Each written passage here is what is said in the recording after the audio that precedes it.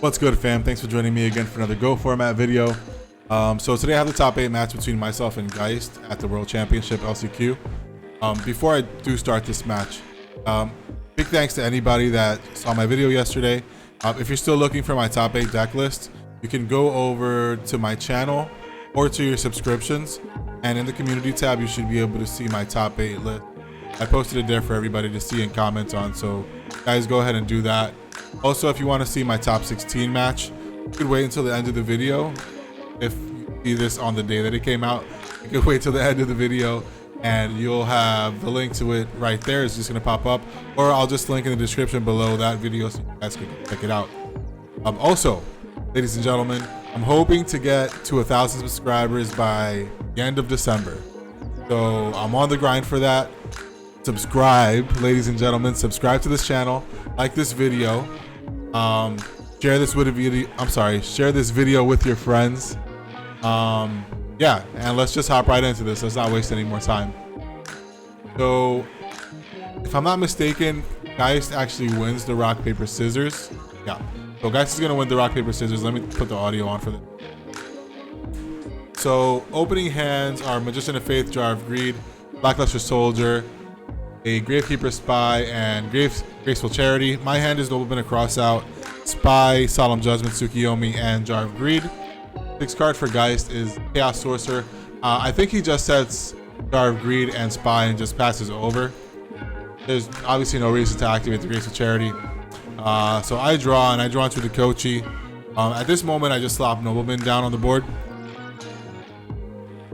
So this is one of the few things that I mentioned in my last video that I might have to brush up on, because I should have known that was a spy, and I'm not 100% sure whether or not I should have crossed that out. If you guys know, just let me know in the comments down below for anybody that's been playing more competitive than I have. I haven't been on the ladder in a while, and this was actually my first tournament. You guys let me know if that was actually the right play to do. But I slap Nobleman down, I get all the spies out, and I wind up setting my own Gravekeeper Spy because I was hoping that he had a Nobleman and that he thought to himself, I wouldn't set my spy right now because it wouldn't gain value, and that he would Nobleman it, thinking it was a Dekochi or something like that. But anyways, he draws into a Dekochi, places Jar of Greed, draws into the Kochi. So now he's just gonna set Deco and pass. Now this was obviously the Kochi because there were no spells in the graveyard, and Gravekeeper Spy is gone. So what I wind up doing is flipping my Dekochi, flipping my Spy, doing it into his Dekochi just so that he can't man up with it. And he draws into the Nobleman, which is unfortunate for me. I set Dekochi and pass over. Draws into Upstart Goblin. Now, the reason I felt safe setting the Dekochi is because he didn't know last turn. He plays Upstart Goblin, draws into Solemn Judgment, drops Knock, getting rid of the Dekochis, and then sets a monster with the Judgment and passes over. Now, at this point, I'm almost sure that that's Magician of Faith, because I'm just assuming 2 Dekochis. Yeah, of course he could be playing 3 Dekochis, but I'm just gonna assume 2 Dekochis, and he played some spells, so I figured I have to kill this. I can't let him get some kind of Tsukiyomi lock going. So I play Jar of Greed, draw into Night Assailant, and swing. At this point, he picks up his Nobleman to cross out. Now I had one train of thought, which was to bluff out the Nobleman. But I wasn't sure if I should set the Tsukiyomi or if I should set the Tribe Infecting Virus. But I wind up setting the Tsukiyomi because I play 2 Tsukis. If anything happens, then I can just start trying to pick apart his board of Tribe Virus.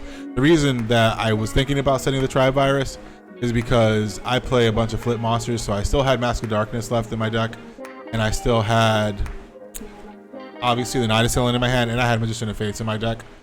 So I was thinking if this game was going to keep going longer, then once I drew one of those cards, I could try to protect and get a loop off and get my advantage back. But I just wound up setting Tsukiyomi with a Solemn Passing over, he draws into his own Solemn Judgment. And at this point, he drops Chaos Source.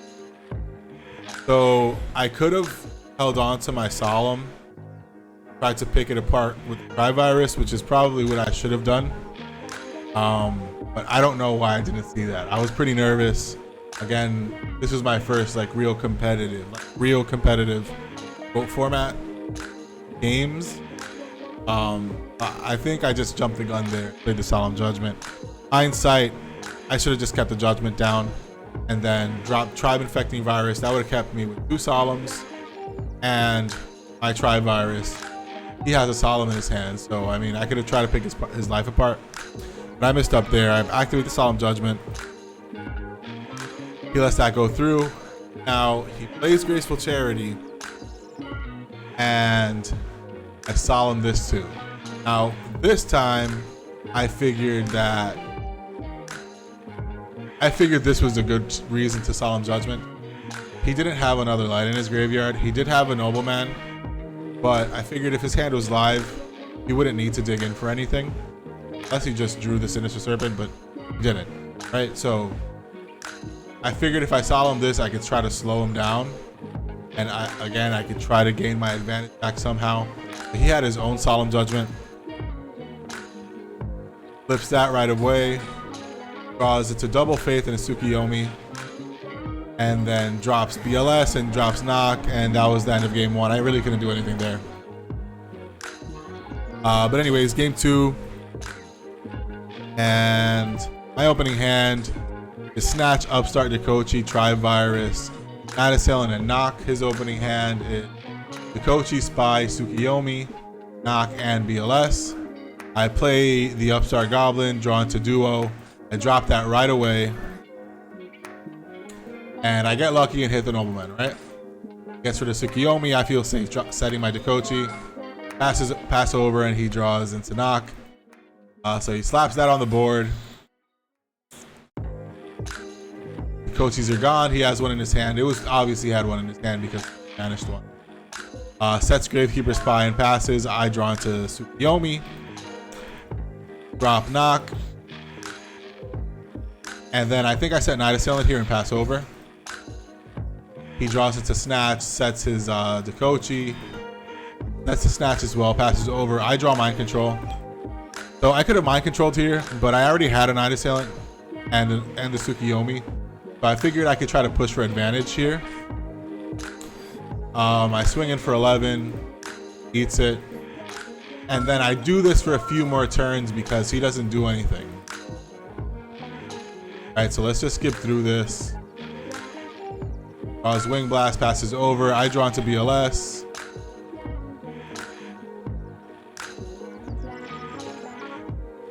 Draws into Mind Control. Can't do anything with the Mind Control. He passes over.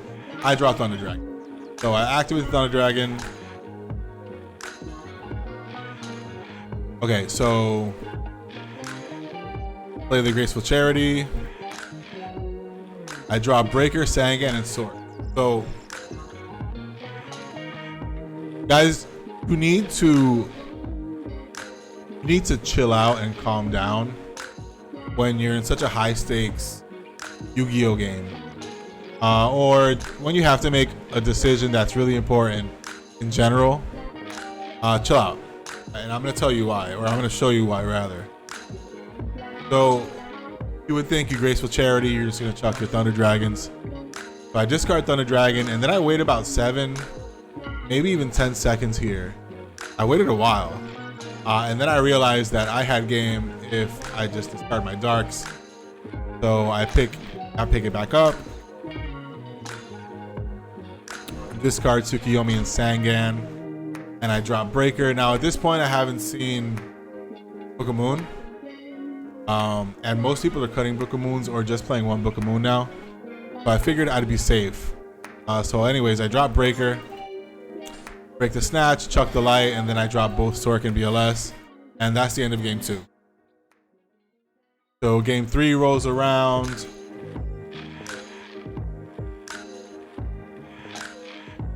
And okay, so nice opening hand is Knock, Snatch, Dekochi, Yuki, Mind Control, Gravekeeper Spy.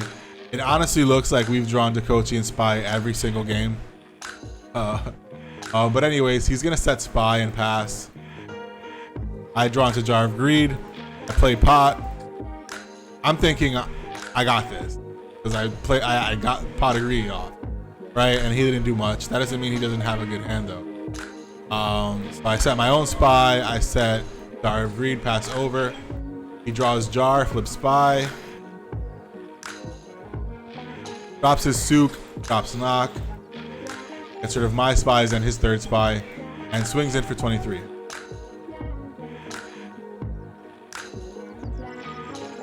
So he sets his Jar of Greed. Passes over. I draw Mirror Force. So I'm thinking here. And I'm thinking, okay, I could summon Tri-Virus, run into the Spy. But then I'm forced to discard something I really don't want to. So I say to myself, I can drop the Breaker here, pop his back row, and then next turn, hopefully he'll drop Tsukiyomi to kill my Breaker, and also flip up the Spy, and I could just try to run it over with something. So that's the route that I go for. I drop Breaker. I drop Breaker, I put the counter on, and before I get to break, he activates Jar of Greed. So I sat there and thought for a second and said, why does he want me to have this counter on my Breaker? I figured, okay, he's got a Snatch Steal or a Mind Control or something like that. He's gonna steal my backfield. I mean, he's gonna steal my Breaker and try to kill my backfield. So I can't set Mirror Force. So what I wound up doing is just swinging into the Spy. And guys, as you can tell, he obviously has a Snatch Steal in his. I'll pass over. He draws Book of Moon, which I didn't think he played. So check that out, right? Drop Snatch Steal. Breaks my face down. I activate Jar of Greed. Now he drops Tsukiyomi to get the Snatch off of the Breaker. He does flip over the Spy and runs. Tries to smack me in. I think this leaves me at 1800 if I'm not mistaken.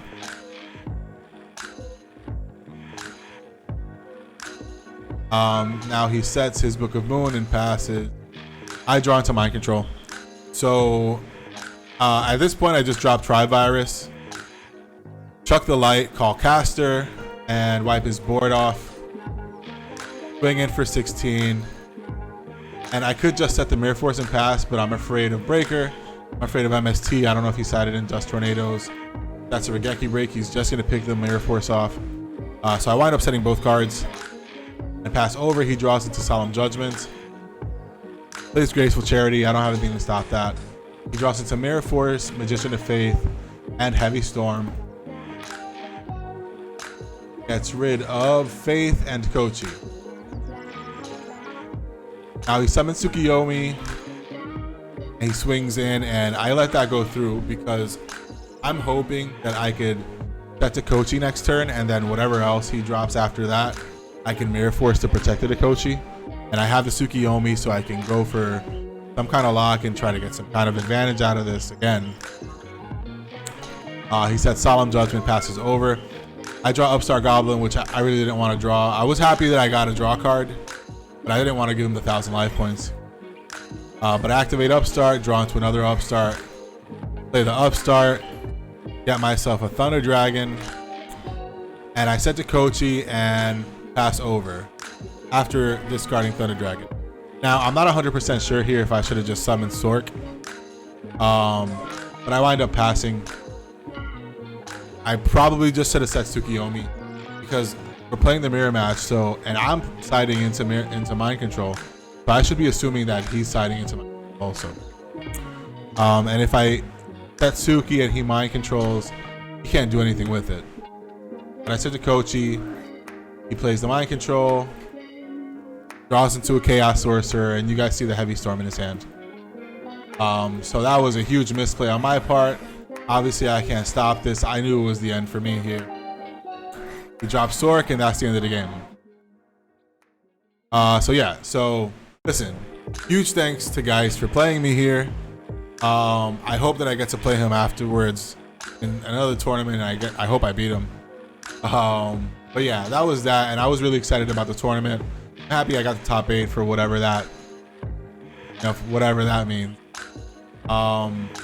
yeah, so listen, guys. Thank you so much for supporting this channel. If you really want to help support this channel, check out my TCG player link, which is in the description below. If you're going to cop any kind of Yu-Gi-Oh cards, Magic cards, or anything like that, you can do so there. Not going to charge you any more for your purchase. I'll just get a kickback. Really want to help support this channel. Check out my merch link, which is in the description below. Get yourself some Grinding Goat format merch. Don't forget to subscribe to this channel. Share this channel with your friends. Again, I'm on the grind to 1,000 subscribers. I love all of you, and I'll see you on the next one. All right, peace.